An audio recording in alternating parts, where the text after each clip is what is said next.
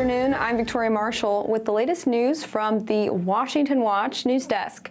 Last night, Ohio Senator J.D. Vance faced off against Minnesota Governor Tim Walz in their first and only vice presidential debate of the 2024 election cycle. From immigration to economic policy, Vance gave masterful answers as Walz struggled to defend his running mate Kamala Harris's disastrous record. For 3 years, Kamala Harris went out bragging that she was going to undo Donald Trump's border policy. She did exactly that. We had a record number of illegal crossings. We had a record number of fentanyl coming into our country. And now that she's running for president, or a few months before, she says that somehow she got religion and cared a lot about a piece of legislation. The only thing that she did when she became the vice president, when she became the appointed border czar, was to undo 94 Donald Trump executive actions that opened the border. CBS News anchors Nora O'Donnell and Margaret Brennan tried to fact-check Vance on one of his answers on immigration, but here was his clever response.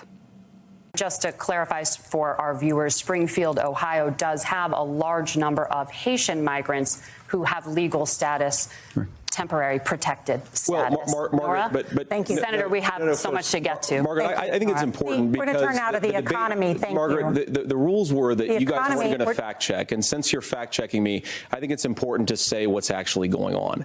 So there's an application called the CBP One app, where you can go on as an illegal migrant, apply for asylum or apply for parole, and be granted legal status at the wave of a Kamala Harris open border wand. That is not a person coming in, applying for a green card and waiting for 10 years. That is the facilitation of illegal immigration, Margaret, by our own Thank you, Senator, for describing the legal process. We have so much to get to, Senator. Those laws have been on the books since 1990. Thank you, gentlemen. The CBP One app has not been on the books since 1990. It's something that Kamala Harris created, Margaret. Gentlemen, the audience can't hear you because your mics are cut. Even with the anchor's fact-checking of Vance and clear bias in favor of Walz, analysts say that Vance won the debate soundly, thanks in small part to Walz's many gaffes. Here's a moment when he was questioned about lying about being in Hong Kong during the Tiananmen Square protests in the spring of 1989. Governor, just to follow up on that, the question was, can you explain the discrepancy? All I said on this was I got there that summer and misspoke on this. So I will just, that's what I've said.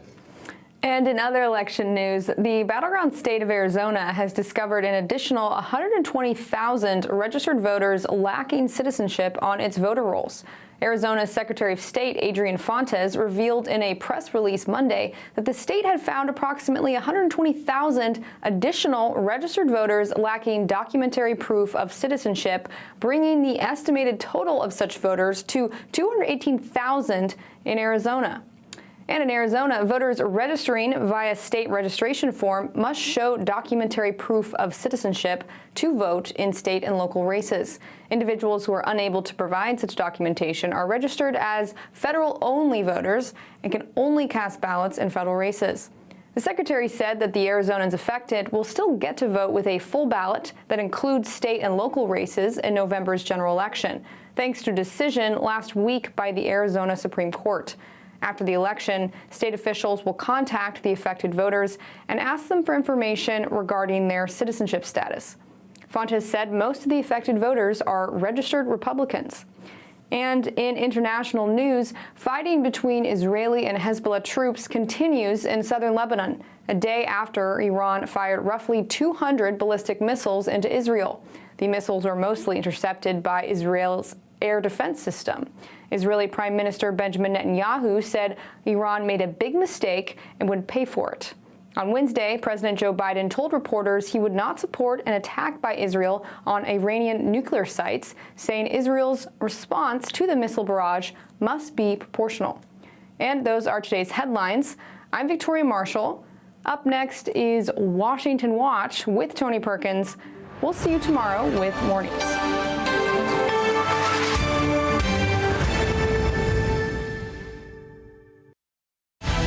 From from the heart of our nation's capital in Washington, D.C., bringing compelling interviews, insightful analysis, taking you beyond the headlines and sound bites into conversations with our nation's leaders and newsmakers, all from a biblical worldview. Washington Watch with Tony Perkins starts now. What happened last night in Israel was not a defensive action of Iran. It was a calculated attack on a civilian population. Israel will not stand by in the face of such aggression. Israel will respond. Our response will be decisive, and yes, it will be painful. That was Danny Danon, permanent representative of Israel to the United Nations earlier today. Welcome to Washington Watch. I'm Tony Perkins. Iran and the rest of the world are watching closely to see how Israel responds to yesterday's direct attack by Iran, which, by the way, revealed that Iran's military strength may not match the image they've been projecting. Congressman Keith Self of Texas, a member of the House Foreign Affairs Committee, will be here to discuss the latest developments in the Middle East. As Israel faces military threats on multiple fronts, they may also be confronting economic challenges. Moody's recently downgraded Israel's credit rating by 2 notches, citing, quote, significantly intensified geopolitical risk, end quote. We'll speak with Mark Rubin, Executive Director of Israel Bonds, about what this means for the nation. And from last night's first and only vice presidential debate of 2024. Trying to distort the way a law is written to try and make a point, that's not it at all. What was I wrong about, Governor? Please tell me, what was I wrong about? That is not the way the law is written. Look, I've given But this, how? I've given this advice on a lot of things, that getting involved, getting engaged, that's been misread, and it was fact-checked at the last debate. Was it fact-checked? Well, maybe we have to fact-check the fact-checkers again. That was, of course, Minnesota Governor Tim Walz in last night's debate. FRC Action's Brent Kylan will join me for analysis of the informative and civil debate that took place last night. A new documentary on the life of the late Don Wildman is set to release soon. We'll hear more about it from Tim Wildman, president of the American Family Association. And finally, my friend Lou Engle has issued a call for an army of women to fast and pray for the future of our nation and gather on the nation's mall right here in Washington, D.C. on October the 12th, the Day of Atonement. Lou will join us to share more details about that gathering. The website, TonyPerkins.com, but let me encourage you to visit the website, PrayVoteStand.org, because tomorrow night we will gather here in our nation's capital to pray. And yes, we will be praying. And we will be preparing to vote. We'll be talking about a number of topics that will help inform and educate voters as they move toward the polls in less than, just about a month from now. So find out more, go to PrayVoteStand.org.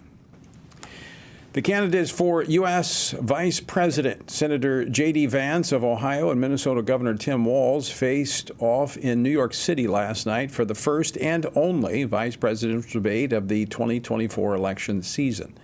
The civil 90-minute exchange offered a clear contrast of each party's priorities, particularly on the issues of abortion, the economy, immigration, and the environment. So what were the takeaways from last night's debate? Joining me now with analysis is Brent Kylan, Vice President of Strategic Initiatives at the Family Research Council and FRC Action. Brent, welcome back to Washington Watch. Thanks, Tony. Good to be with you.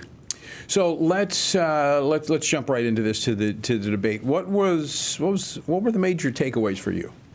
You know, there were a few things that jumped out at me. Like you said, it did really feel like a civil debate, and I appreciated it. Again, clear contrast. We had a lot of that, a lot of differentiation, but there was also a lot of respect for the person. So there's this statement, I feel like we can disagree on ideas, but we can also respect people. Yeah, it's been a while since we've seen that. It has. You know, it really has. It was refreshing. It was refreshing. It was. I was going to say that, too. It was refreshing. The thing that, to me, wasn't as refreshing is I felt like the moderators were kind of this continuation of what we saw of the presidential debate with the, quote, fact-checking in the debate with Trump and Harris. We saw them fact-check It was Trump. very subtle. It was very subtle in last night's debate. Yes, it was more subtle. They were kind of throwing in these lines to as they would transition to the next candidate. But this is the legacy media can't help themselves. Yeah. This is what they do. Yeah, and it was definitely more subtle than the presidential debate, but it was still also like a one-sided subtle, Right. if you will. See, the thing about Washington Watch versus CBS News is that we tell people up front, look, we're going to talk about this from a biblical perspective. All right, we're not hiding that. We're going to tell you that. They don't tell you that they're coming at this from a humanist worldview when they talk about the news, and they're slanted toward the left. We're slanted toward the right, biblical truth. Now, not necessarily slanted toward a particular party or candidate, because I don't always agree with them, but we are slanted toward a worldview that is biblical in its foundation. That's right. And there was a lot of differentiation on the issues last night. So they covered broad spectrum, and I thought we really did get that contrast, and it was some helpful information. Let me play a couple clips. I'm going to play this clip regarding the topic of abortion, because this is where the fact-checking comes in. Play clip number 3.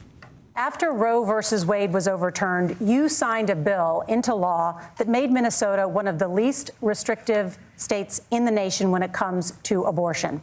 Former President Trump said in the last debate that you believe abortion, quote, in the 9th month is absolutely fine.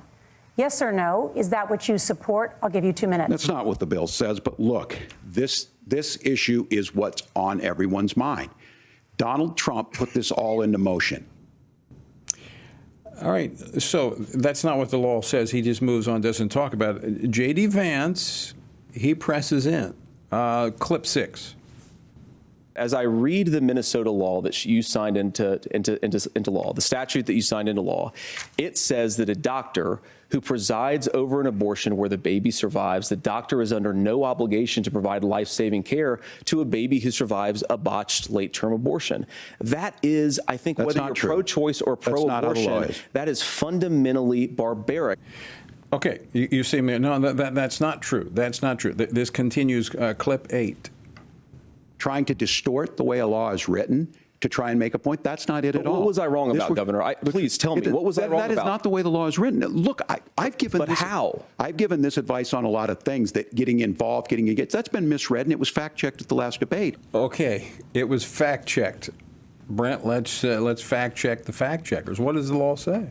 Yeah, I mean, I felt like those were absolutely deceptive comments by Governor Walz. If you look at what the law actually says, so as you pointed out in the clips there, this came up two different times in the debate last night.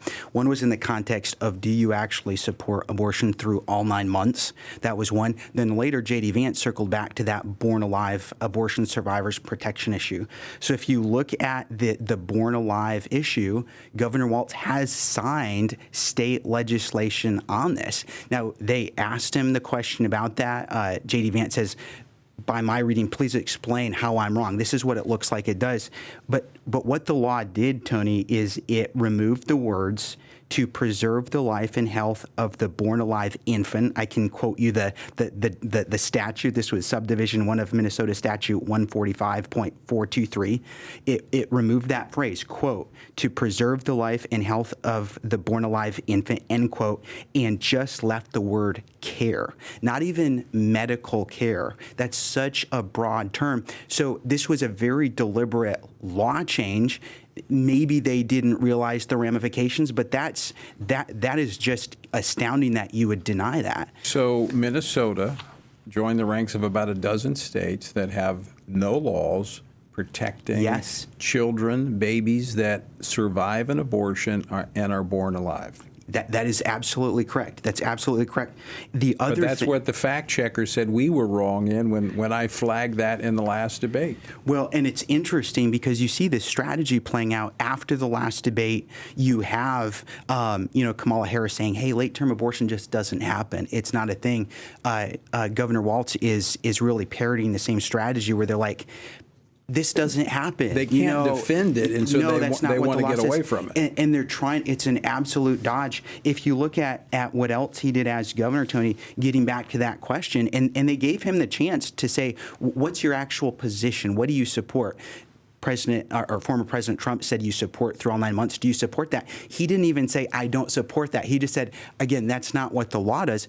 Let's look at what those Minnesota laws did that he signed. The law he signed it allows abortion at any point in pregnancy, at any point, no restrictions. And it also jeopardizes laws like parental consent and in conscience objections. So it does. Like Minnesota has radical abortion laws, and that to me was just a very outright lie, saying that's not what the law does, because it is what it does.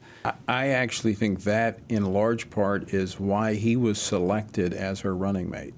Minnesota is not a swing state. It brings nothing to the presidential ticket. Usually you look for a vice presidential candidate. Like J.D. Vance makes sense from a political standpoint because Ohio is a swing state, big state.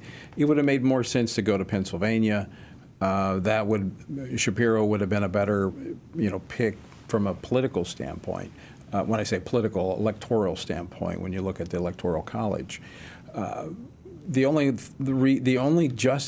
rationale I can see on Walz is his radical positions, in particular on abortion and the transgender issue. It's kind of interesting if you look at his actual record, but because he's couched as a moderate, like a Midwestern moderate. I think part of the calculus is kind of counting on his kind of folksy. He's got kind of that folksy demeanor, and Well, last night he looked like a moonshiner caught in headlights. I mean, I wouldn't call it folksy. I would call it like he had no clue as to what he was doing. There were definitely some bad moments in the debate for him. All right, so let's, we just got a couple minutes left. Brent Kylan, let's talk about the election coming up. We're less than, we're just a little over 30 days away. FRC Action has some resources available. Talk about what people can access to help them not only get registered and voting, but also informed voting. Absolutely. Tony, we're pretty excited. We're actually releasing this in tandem with the Pray Vote Stand Summit this week. But in the FRC Stand Firm app, there's a comprehensive toolkit. This is all free. It is exclusively in the Stand Firm app. But if you get the toolkit there, what it has is practical information like voter guides. So you have the FRC Action Presidential Voter Guide, the party platform comparison, which is important, and also iVoter Guide, which covers the federal races in all 50 states and a lot of the other state and local races as well. And that's personalized. Yes, it will be. When those guides are finalized for your state, you type in your address and it will personalize all of the races covered. So how can people get access to the toolkit? Again, it's in the Stand Firm app. So you download that app. You can also text in the word toolkit to 67742. That'll take you to a link to download the Stand Firm app, and then just look for the 2024 toolkit. Got a lot of great resources in that. Toolkit, one word, toolkit 67742. You'll get a link. You can get the app. That way you can download the app, and then you have the toolkit and all the other resources, including the daily edition of Washington Watch. That's right. That's right. All right, Brent, 30 seconds. Pray Vote Stand Summit. What do people need to be prepared for? Come, like you said, pray, come ready to receive from some, I think, great experts. We have some really, really good people who are going to be sharing. One of my favorite things to hear from people after the event is, I'm encouraged, I'm not alone. I hope people walk away with that from this year as well. It is a big huddle. Yes, for the spiritually minded. Yes. And by the way, if you can't be here, and you still got time to get here, but if you can't be here, you can join us and watch most of it on the Real Life Network, the Real Life app. You can get that. That's with our Jack Hibbs and Real Life, Pastor Jack. They're our title sponsor for this year's Pray Vote Stand Summit. All right, Brent Kylan, I'll see you at Pray Vote Stand. Sounds good, Tony. Appreciate it. Until then, just keep standing, all right? All right, folks, don't go away. We're back with more Washington Watch right after this. Are you a Christian parent looking to raise a spiritual champion in today's culture? Renowned author George Barna has written a new book, Raising Spiritual Champions. This book offers valuable insights based on extensive research conducted by George Barna, the Family Research Council, and Arizona Christian University. Learn how to help your children discern biblical truth and find compelling meaning and purpose.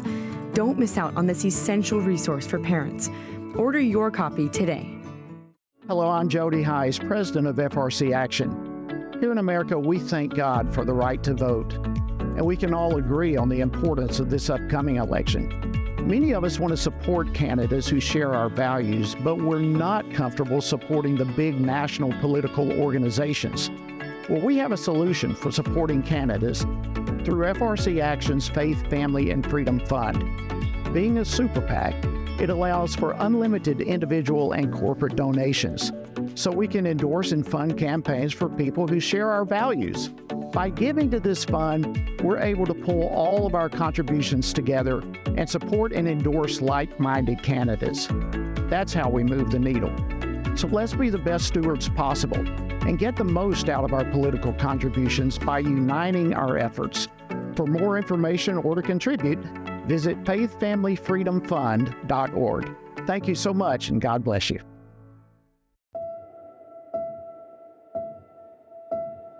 All of us are born with the desire to find truth and meaning. Where did I come from? What happens when I die? While our answers to these questions may divide us, we are united in our need for the freedom to answer life's biggest questions and make life's biggest decisions for ourselves. That's why religious freedom matters for everyone. Religious freedom matters because the powerful have long wanted to control those who are less powerful. Religious freedom matters because the freedom of those who are different is often threatened by those who believe different is dangerous. At the Center for Religious Liberty at Family Research Council, we promote religious freedom for everyone because the only alternative is religious freedom for no one. We encourage Americans and the American government to engage and advocate for the persecuted, and they do. We work every day to bring good news to the afflicted, to proclaim liberty to captives and freedom to prisoners. We do it because that's what Jesus does. We work to give freedom to others because we ourselves have been set free.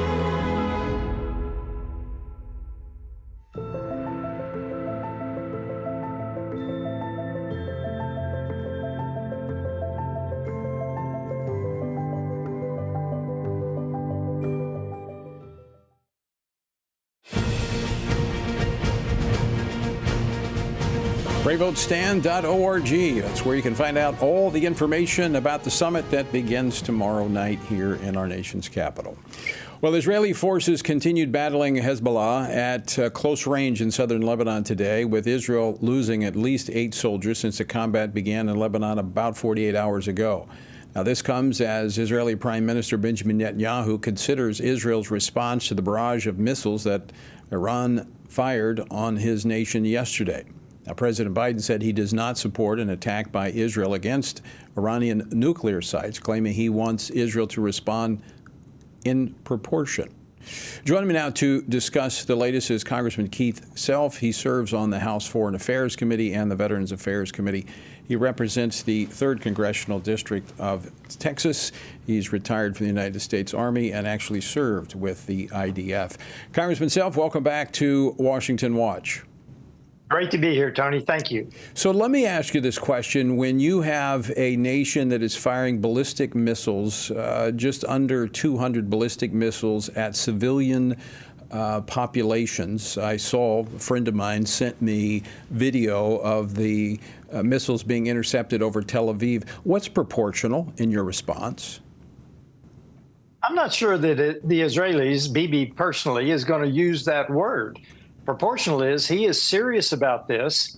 He is going to take care of the near-term threats in southern Lebanon now, move the Hezbollah infrastructure north of the Litani River at least. But when we turn our attention to Iran, I think there are 3 possible targets: launch sites, the nuclear sites that you talked about, or the oil infrastructure. I do not believe he will start with the nuclear sites. I think he will try to degrade their launch sites as much as he can, realizing they have mobile launchers, and he may take out some of their oil production.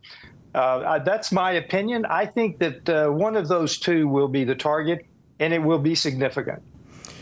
There's a window here, I think, that he has to do this. Iran, we're constantly hearing these reports. They're now latest a week from breaking out with having the capability of delivering nuclear, military-grade nuclear weapons. Is this a narrow window for Israel to take out this constant threat that they've been facing from Iran? It could be, but we don't know that. I suspect that Israel knows far better than we do exactly where Iran is in that calculation. And if they make the decision that it is in their national interest to go after the nuclear sites, they certainly will. Several months ago, they took out the EW warning sites at one of the nuclear sites, but they've not bothered to go after them since then. But that's up to the Israelis, and frankly, I think their intel is probably better than ours. Oh, no question. There's no question about that. Congressman Keith Self, has the Biden administration released all of the military funding that Congress has appropriated for Israel?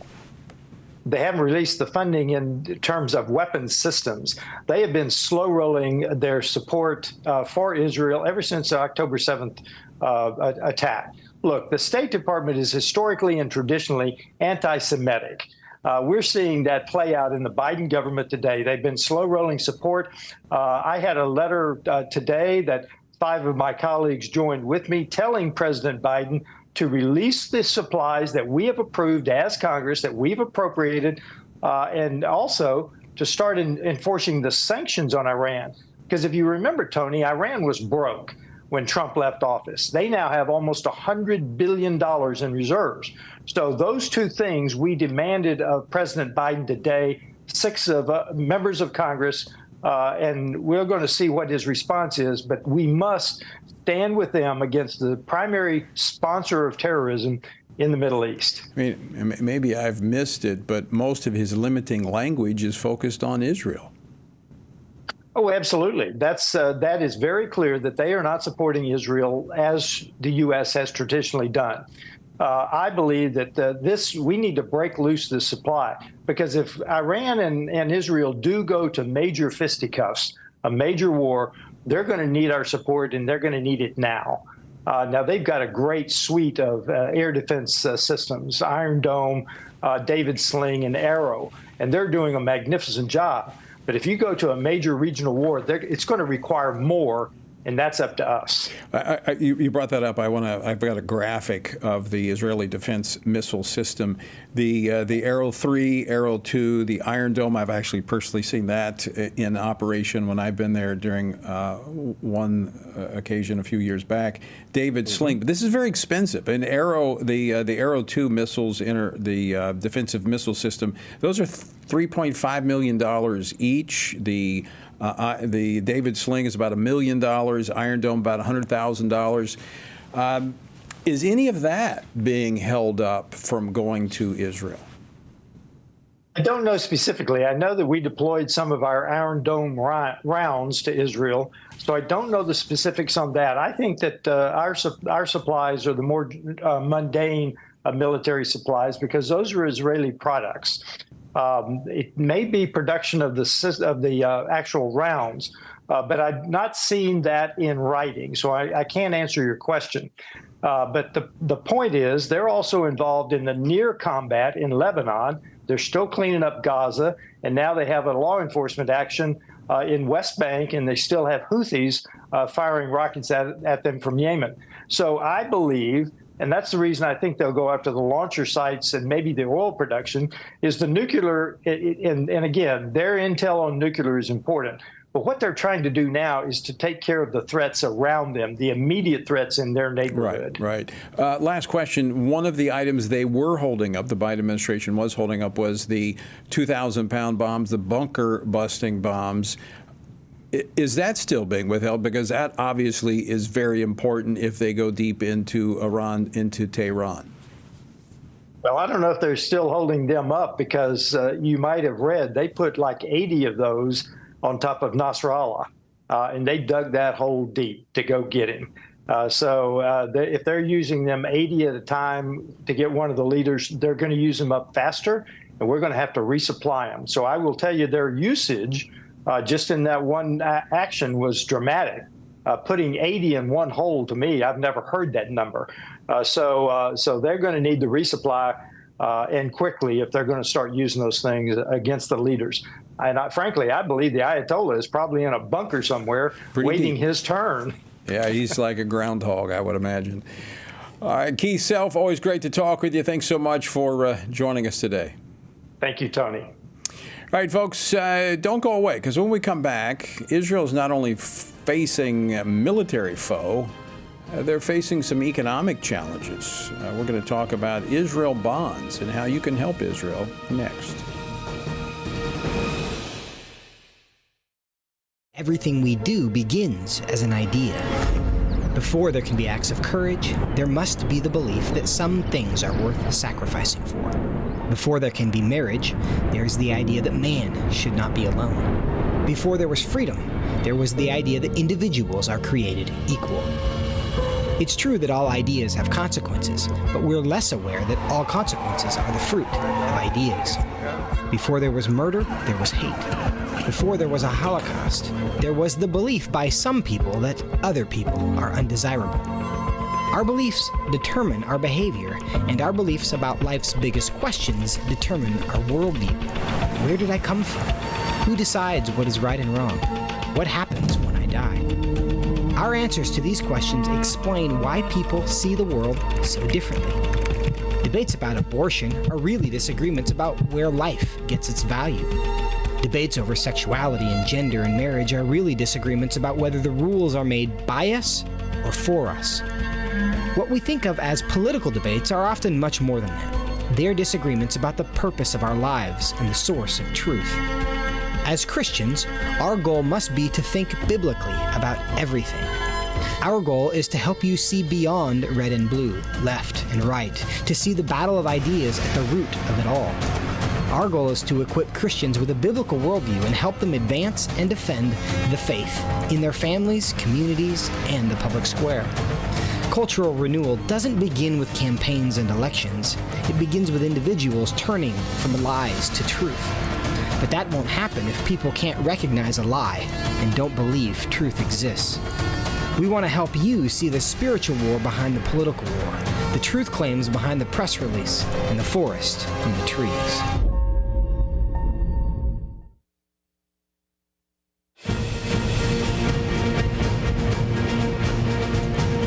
Back to Washington Watch. Good to have you with us on this Wednesday. The website, TonyPerkins.com. But I would prefer you go to PrayVoteStand.org. Find out more about the Pray Vote Stand Conference beginning tomorrow night. If you're within driving distance, you can join us. If not, you can watch on the Real Life Network. All right, the bond credit rating agency Moody Rating recently downgraded Israel's credit rating by 2 notches, stating the, quote, geopolitical risk has intensified significantly, end quote. Now, Moody has faced allegations of political bias before.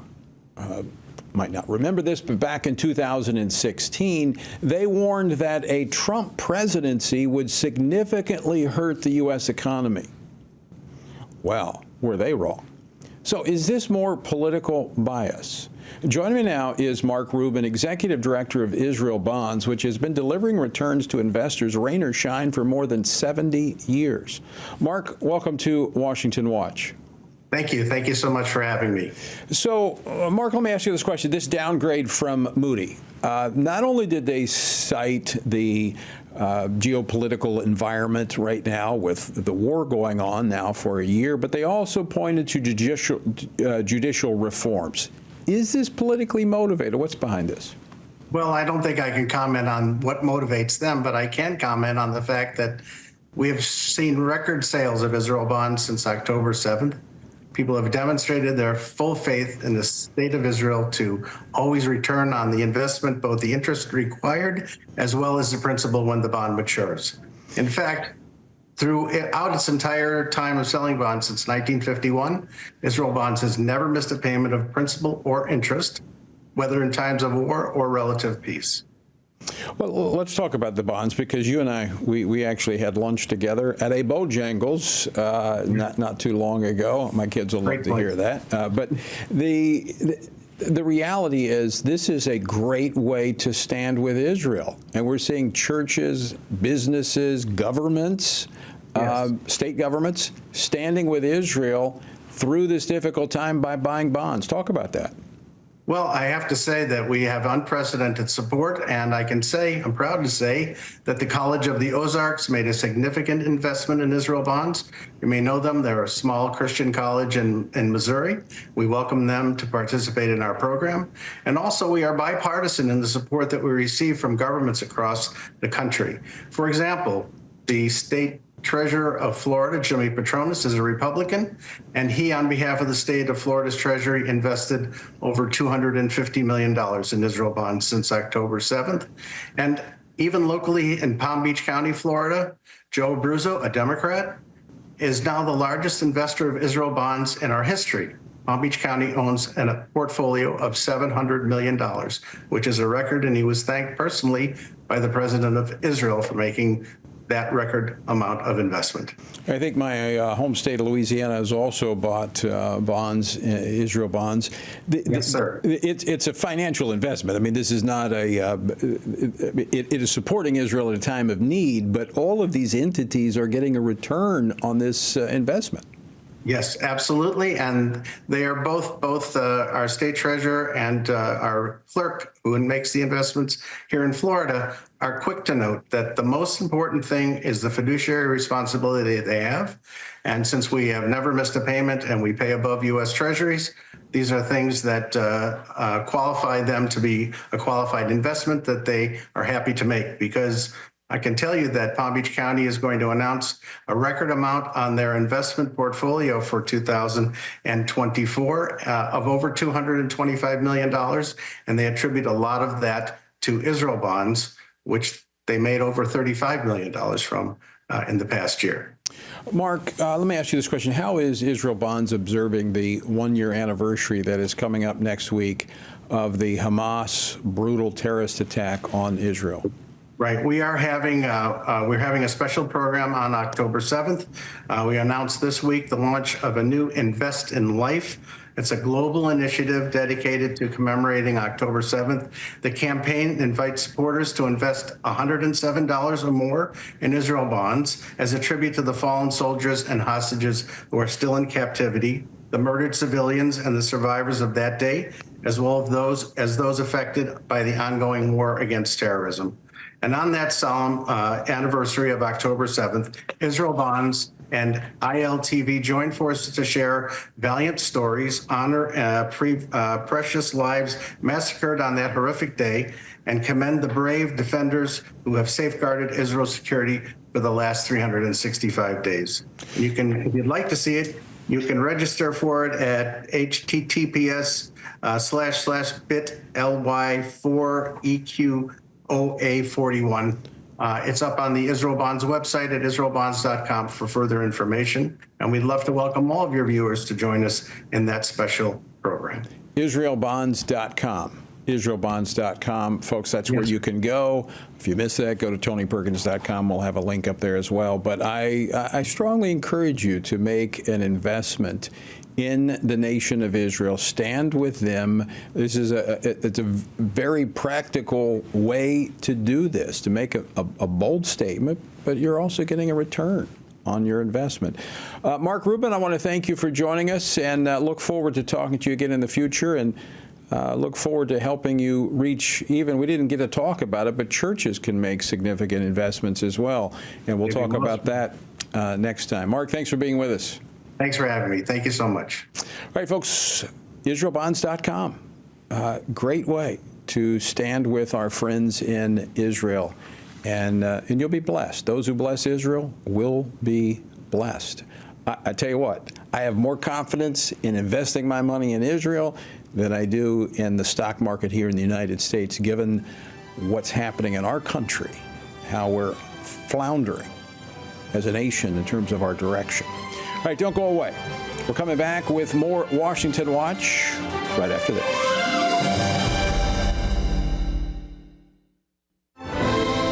Join us October 3rd through the 6th as we gather with spiritually active, governance-engaged conservatives from across America at the Pray, Vote, Stand Summit in Washington, D.C. We'll pray for our nation, engage in government and culture, and stand for biblical truth alongside Christian leaders, worldview experts, and government officials. We'll discuss important issues like the sanctity of life, religious freedom, protecting students, strengthening families, praying for our nation, and how you can impact America's future from a biblical worldview. Our nation stands at a critical juncture, and we must ensure that the issues impacting faith, family, and freedom are understood and advanced. Register now at PrayVoteStand.org. That's PrayVoteStand.org.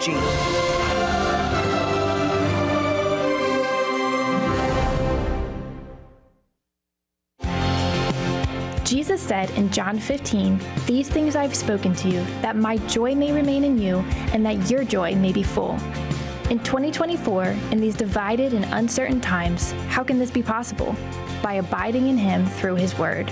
At Family Research Council, we want to help you do that, which is the reason for the Stand on the Word Bible reading plan. In just 10 to 15 minutes each day, you will have read the entire Bible in just 2 years. But more importantly, you will be abiding in Him daily. Find our Bible reading plan at frc.org/Bible. And join Tony Perkins each weekday for a 10-minute devotional inspired by the daily reading and designed to encourage you on this journey through the Bible. Listen on Apple Podcasts, Spotify, and YouTube. And remember, the grass withers and the flower fades, but the word of our God will stand forever. Research has found that there are 59 million American adults who are a lot like you. There are millions of people around the country who are born again, deeply committed to practicing their faith, and believe the Bible is the reliable Word of God. But that's not all. They're also engaged in our government. They're voters. They're more likely to be involved in their community, and they're making a difference in elections. The problem is that a lot of them feel alone too. We want to change that. FRC wants to connect these 59 million Americans to speak the truth together, no matter the cost. If you want to learn more about this group and what it means to be a spiritually active, governance-engaged conservative, or if you want to find out if you are one of these sage cons yourself, join us. Go to frc.org/SAGECON, SageCon, to learn more. That's SAGECON, SageCon, to learn more.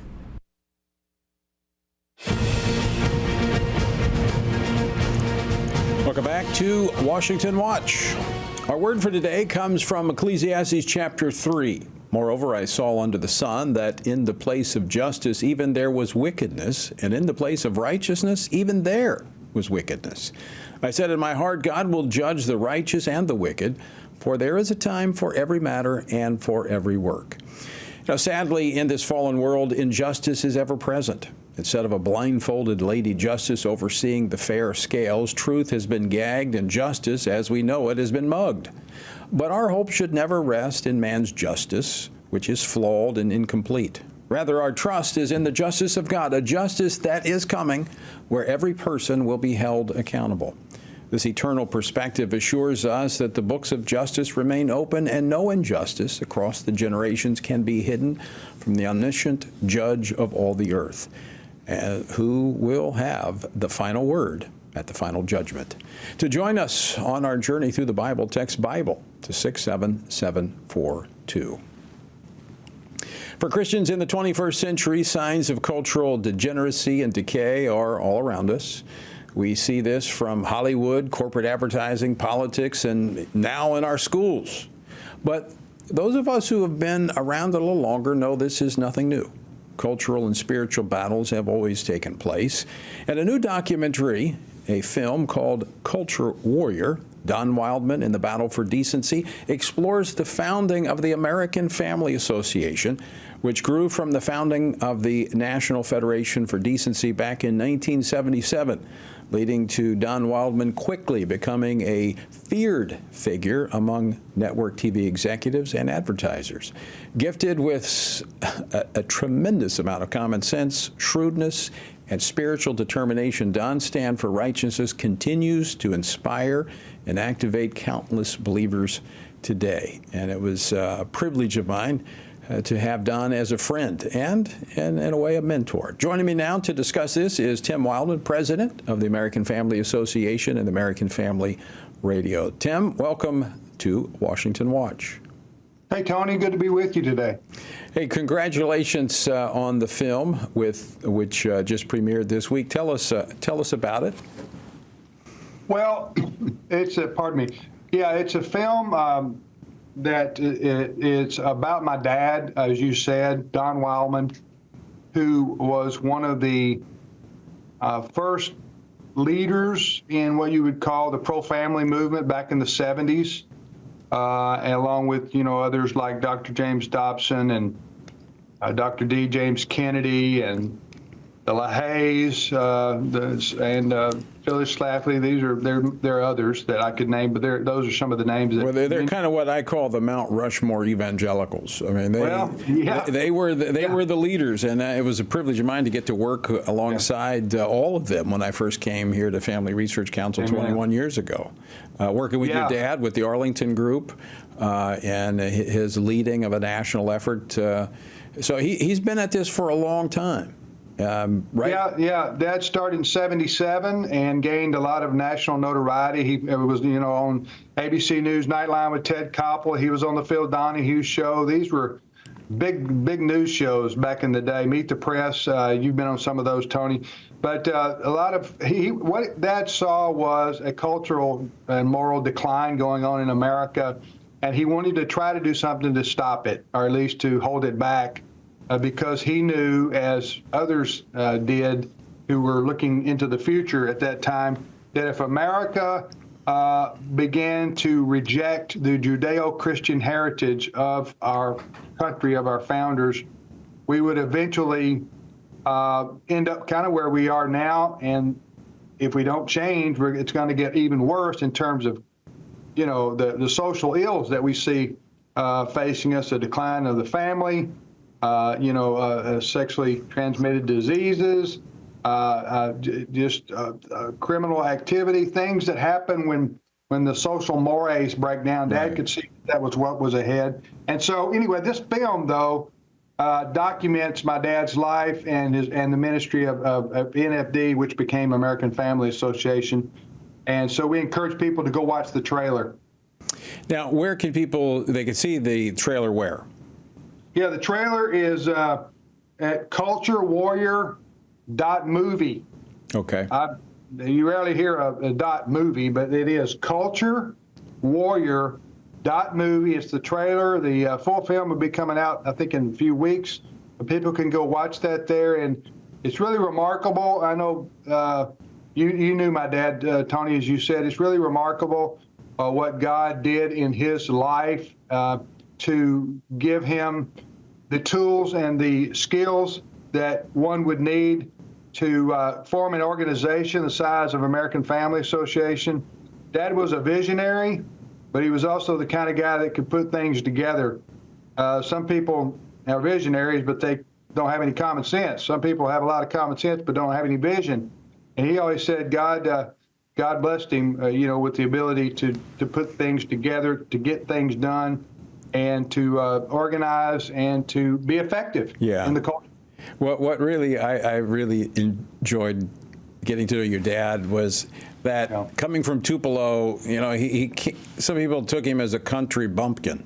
But I mean, this guy was sharp, he was shrewd, he knew what he's doing, a master at marketing.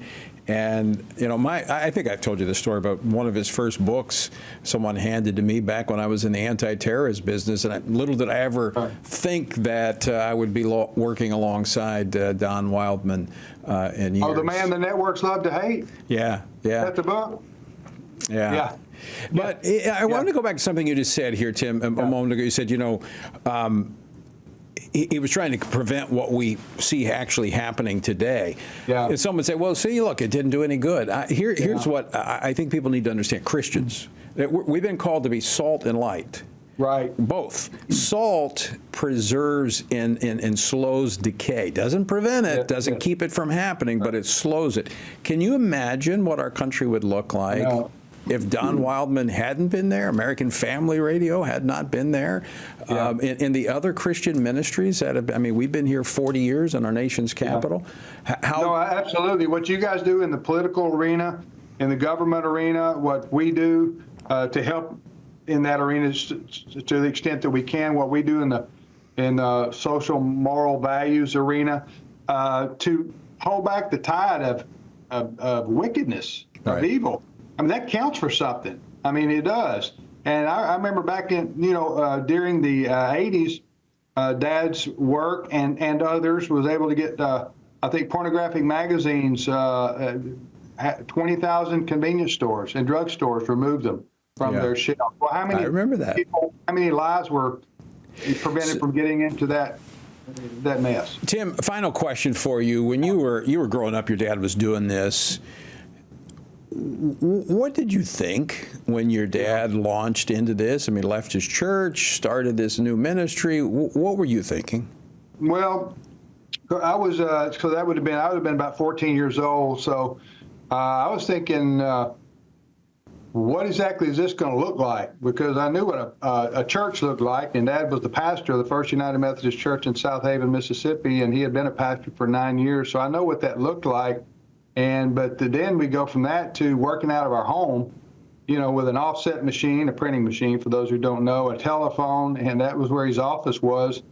And then he began to travel like crazy, going to speak at all kind of churches and denominational meetings and television appearances. And he had to at the time because he had to get the word out about what he was advocating for so that people would join and support. And so that worked. That was a lot. He was all by himself basically for a year or two. And but obviously, looking back now, some 40 whatever it is years later, over 45 years later, that God's hand was on my dad. Dad did hear right when God said, "Come out of the pulpit, and I got a special work for you to do." Dad listened, obeyed, and here we are today. Of course, Dad passed last December, but his work for nearly 4 decades proved that he did hear from the Lord. Yeah, and you got to cut a lot of grass while he was traveling. And now your sons are moving into the ministry as well in leadership roles. Wesley and Walker, and so they are. So it's a generational calling here, if you will. But the movie trailer is culturewarrior.com. Culturewarrior.com. Culturewarrior.movie. All right. We're going to encourage people to check it out and go see it when it comes out to the theaters. Okay. Tim Wildman, we appreciate you and American Family Radio and the whole Wildman family. Okay. Thank you, Tony. Good to be with you. All right. Check that out, folks. You can go to TonyPerkins.com as well to find out more. All right, in the book of Esther, speaking of the culture and speaking where we are today and how our responsibility never ends to be salt and light. Well, in the book of Esther, God raised up a young woman in a time of crisis to save his chosen people. Well, coming up on October the 12th, it will be the Jewish Day of Atonement. And evangelist Lou Engle has called for an army of women to fast and pray on the nation's mall right here in Washington, D.C., for the fate of our nation in this current time of crisis. Of course, those of us who know the story of Esther know there is a role for men as well, such as Esther's uncle, Mordecai, who understood the importance of obedience. Joining me now to discuss this is Lou Engle, president of Lou Engle Ministries. Lou, welcome to Washington Watch. Great to see you again, Tony. We had some journeys together back then, and we're still at it, aren't we? Well, brother, you are, and I appreciate what you're doing and praying. In fact, we're going to be praying at our Pray Vote Stand Summit this weekend. We feel like maybe we're just the forerunner to what you're going to be doing next weekend, October the 12th. Tell our audience about it. Yes, it all started, Tony, with a dream, which usually that's the way it works with me. But when President Trump was elected in 2017, witches rose up worldwide to curse him every crescent moon. Because of that, I went to the mountains to fast and pray to see if God wanted me to mobilize prayer concerning this. And on the third night of the fast at Estes Park, some call it Esther's Park, I had the most epic dream of my life. And in this dream, as far as I could see, women were coming from everywhere, and they were coming to hear the book of Esther be taught. It was a buzz. I'm looking at this women's revival, and they're coming to hear the book of Esther be taught. And in this dream, I'm the only man there with an ancient Bible, which I now understand, and I believe I do, that it was a calling of a Mordecai to literally mobilize what I'm looking at. And so in this dream, a woman stands up, she's teaching the book of Esther, and she says, and these two words in the book of Esther actually mean Nazgul, Nazgul. I exploded out of the dream instantly knowing what it meant, because I watched the third part of The Lord of the Rings, where the Nazgul witch king was destroying the armies of men and said, no man can kill me, but the king's daughter takes off her helmet and lets her hair down and says, I am no man. And she pierces the Nazgul witch king. I woke up and I knew there was coming a massive women's movement, an Esther movement, that would stand against the witchcraft that was fueling the ideologies of America and influencing elections. And I believe, looking back to 2017, we could be in that very moment right now.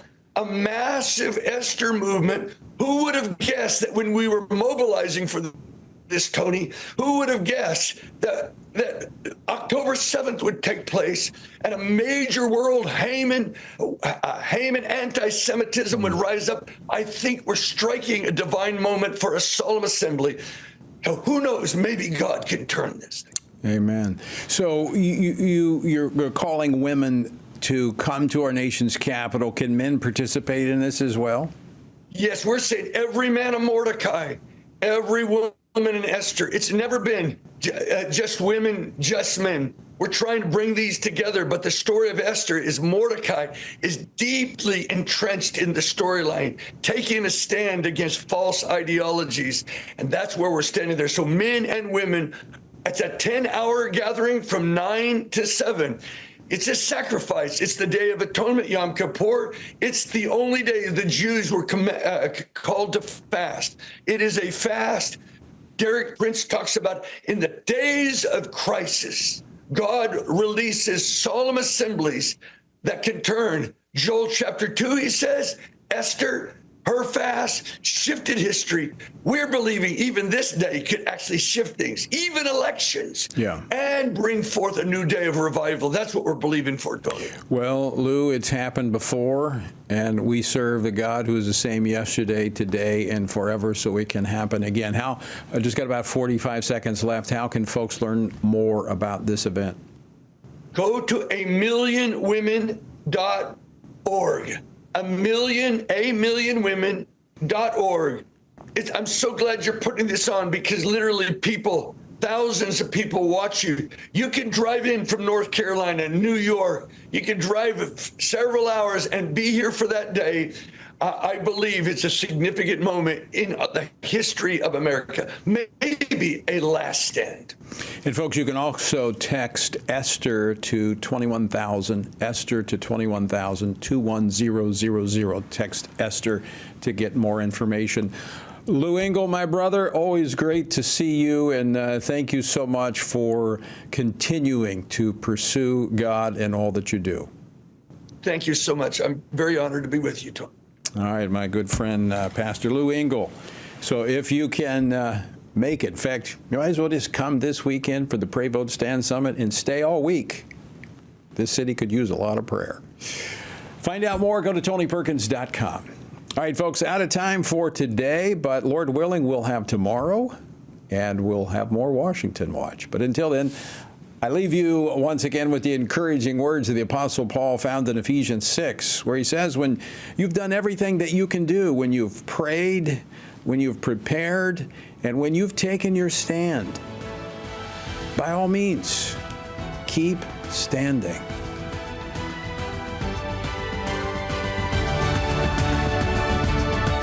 Washington Watch with Tony Perkins is brought to you by Family Research Council and is entirely listener supported. Portions of the show discussing candidates are brought to you by Family Research Council Action. For more information on anything you heard today, or to find out how you can partner with us in our ongoing efforts to promote faith, family, and freedom, visit TonyPerkins.com.